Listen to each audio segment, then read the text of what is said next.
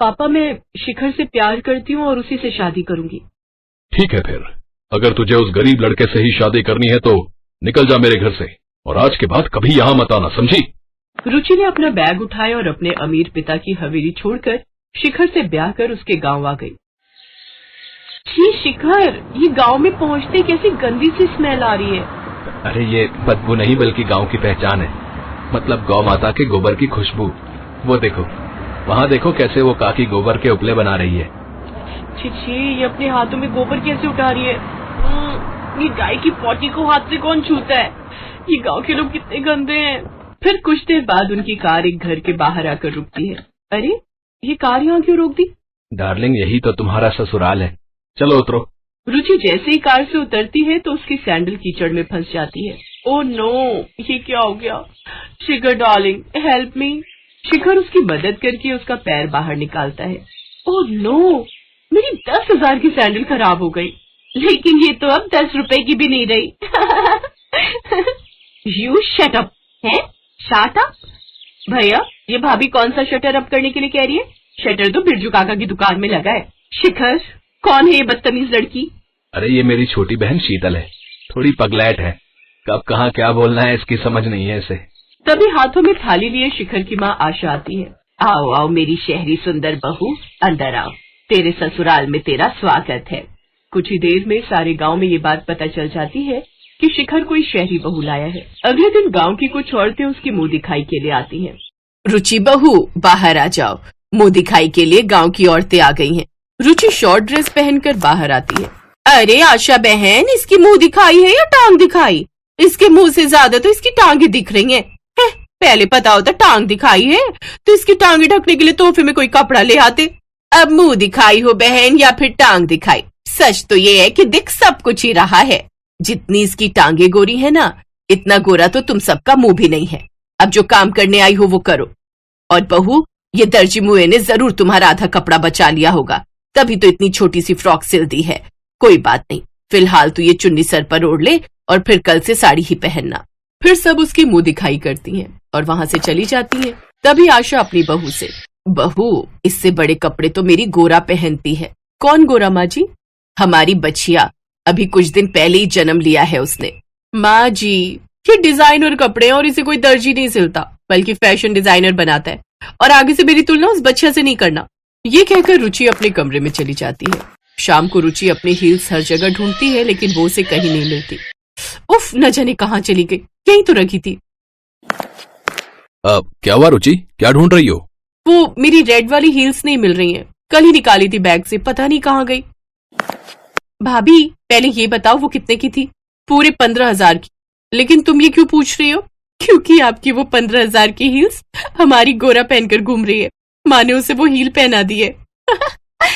रुचि, शिखर और शीतल बाहर आते हैं तो गोरा हील पहने खड़ी थी। ओह गॉड, मेरी 15,000 की हील्स का सत्यानाश कर दिया।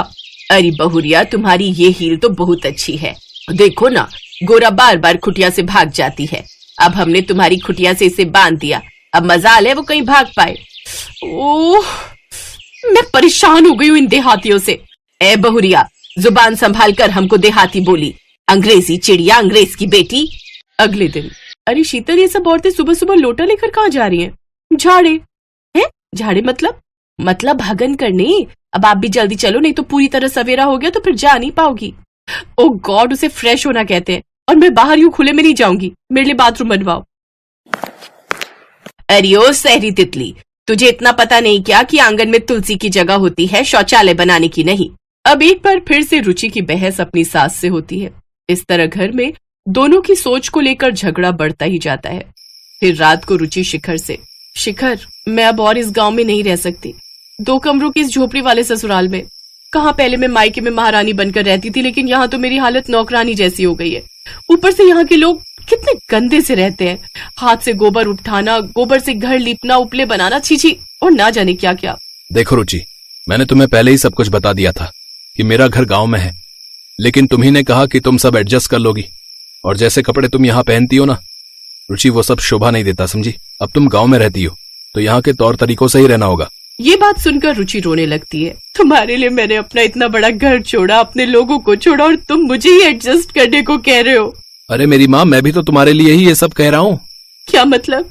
मतलब ये कि मेरे परदादा की एक बहुत बड़ी और पुरानी हवेली है जो कि माँ ने रेंट पर दे रखी है, और वहाँ से हर महीने किराया आता है। क्या हवेली? तो फिर हम वहाँ क्यों नहीं रह सकते हैं? रह सकते हैं, लेकिन उसके लिए हमें माँ को खुश करना होगा, और इसका एक ही तरीका है। जरा अपने कान इधर लाओ। शिखर रुचि के कानों में कुछ कहता है। फिर रुचि पहले तो उसकी बात मानने के लिए मना कर देती है, लेकिन बाद में मान जाती है। अगले दिन से रुचि वेस्टर्न कपड़े छोड़ साड़ी पहन लेती है और अपनी सास के पांव छूती है। ये देख आशा बहुत खुश होती है। वाह वाह वाह, कितनी प्यारी लग रही है। बिल्कुल ठीक कहते हैं लोग, भारतीय नारी की असली खूबसूरती तो साड़ी में ही झलकती है। थैंक यू माँ जी। हवेली के लालच में अब रुचि अपनी सास की खूब सेवा करती है। वो उनको खुश करने के लिए चूल्हे पर खाना बनाती है, गाय का दूध निकालना सीखती है और झाड़ा करने खेतों में लोटा लेकर जाती। तो वहीं अपनी बहू की सेवा से खुश होकर आशा भी बदलने की सोचती है।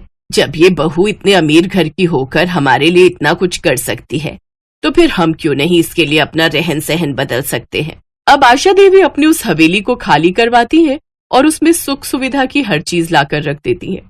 उसमें मॉड्यूलर किचन बनवा देती है, साथ ही शौचालय भी, जिससे उसकी बहू को कोई परेशानी ना हो। ये देख रुचि भी बहुत खुश होती है। कुछ समय बाद वो गांव में एक डेयरी फर्म का बिजनेस खोल लेते हैं और उनका ये बिजनेस खूब चलने लगता है। अब वो गांव में रहकर ही अच्छे खासे पैसे कमाने लगते हैं और खुशी खुशी रहने लगते हैं।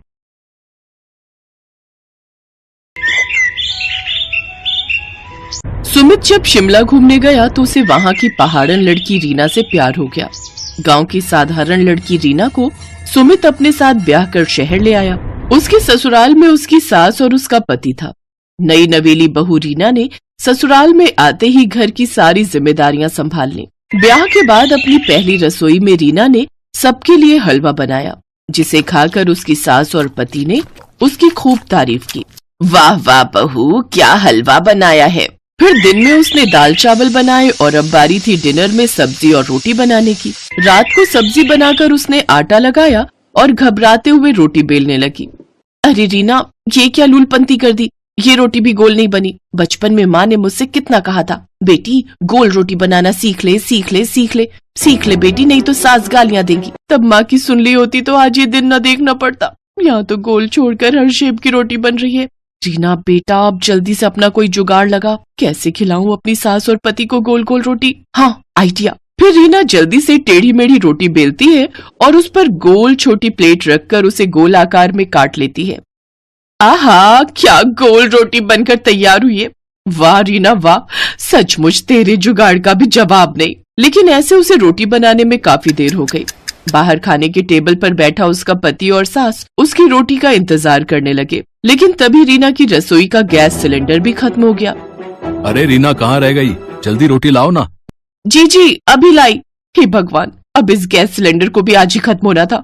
उधर माँ जी और ये रोटी का इंतजार कर रहे हैं।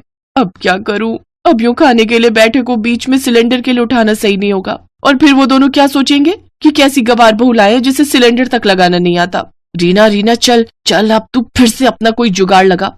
उफ, इस बीमारी सिलेंडर से अच्छा तो अपने गांव का चूल्हा होता है। चूल्हा, हाँ चूल्हा। इतना कहकर रीना छत पर रखी कुछ लकड़ियां ले आती है। फिर 4 ईंटों का चूल्हा बनाकर उसमें रोटी सेकती है और फिर गर्मा गर्म रोटी पकाकर सबको खाने को देती है। फिर अगले दिन सुबह सरला अपनी बहू की मदद के लिए रसोई घर में जाती है तो देखती है कि उसकी बहू बर्तन राख से धो रही होती है। अरे बहू, ये क्या कर रही है? तू राख से बर्तन धो रही है?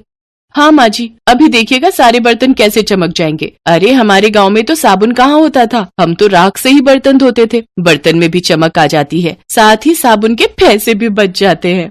हाँ हाँ, वो सब तो ठीक है, पर एक बात बता, तू ये राख लाई कहाँ से? अब क्या बताऊं मैं आपको, कल रात को जब आप डिनर कर रहे थे तो सिलेंडर खत्म हो गया था और खाने के बीच से आपको उठाना मुझे सही नहीं लगा, इसीलिए मैं छत पर रखी लकड़ियां ले आई और 4 ईंट से चूल्हा बनाकर आप लोगों के लिए रोटियां सेक दी।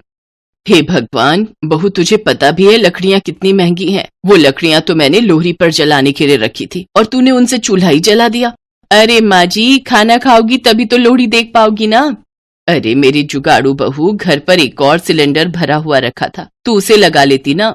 माँ जी, आप तो जानती हैं मुझे सिलेंडर लगाना नहीं आता और खाने के बीच आप लोगों को उठाना जरूरी नहीं समझा। हाँ, कह तो तू बिल्कुल सही रही है। मैं तो भूल ही गई थी कि मेरी बहू को तो सिर्फ जुगाड़ लगाना आता है, दिमाग चलाना तो उसे आता नहीं। ये कहकर सरला वहाँ से चली जाती है। फिर एक दिन सुमित को ऑफिस जाने के लिए देर हो रही होती है तो वो जल्दी में नाश्ता करता है कि तभी पास में रखा पानी का गिलास उसके फोन पर गिर जाता है। ओह नो, ये क्या हो गया? क्या हुआ सुमित जी? मेरे फोन में पानी चला गया है और अब ये 1 हफ्ते के लिए बंद हो जाएगा। मेरी तो इम्पोर्टेंट मीटिंग्स थी, साथ ही मुझे अपने क्लाइंट्स को कॉल भी करना था। कुछ समझ में नहीं आ रहा है कि क्या करूं। आप चिंता मत कीजिए, मैं आपका फोन 1 दिन में ठीक कर दूंगी, तब तक आप मेरा फोन इस्तेमाल कर लीजिए।